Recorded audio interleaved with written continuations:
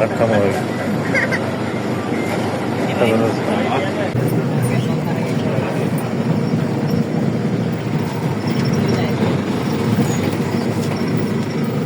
ළඟ වෙන්න නැගිට බලන්න පේන්නේ. කොහමද කරන්නේ එතකොට? මම අවශ්‍ය නම් අරියව අල්ලන්න පුළුවන්. මේක අරින්න නැද්ද? උර අරින්න නේ? ඒ අල්දාර අල්ලන්න ගන්න පුළුවන්.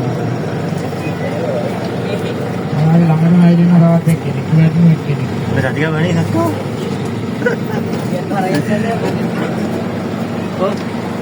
ඔයාලා බෑග් එකම අවුලට තියන්න බෑ ඇදලා ගන්නේ.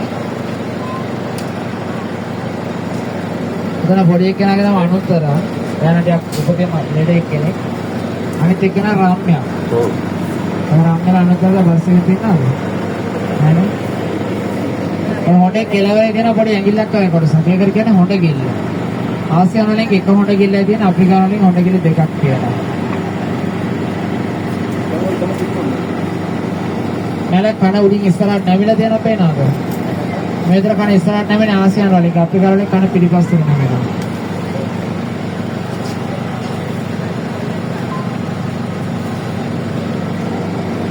මෙයාලකට මඩ දා ගන්නවා රස්නේ අඩු කර ගන්න සහ කුමිසතුන්ගෙන් ආරක්ෂා වෙනවා. මෙයාලා වැවකට බැලලා නැවත් ගොඩට ආපු ගමන් කරන්න මඩ දා ගන්න.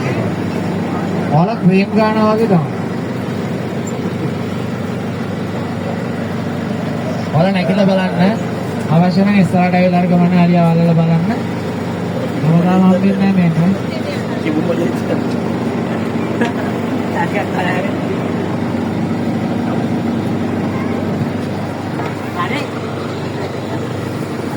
Takaling ko bang?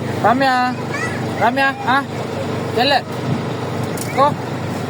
Baba, dia touch it.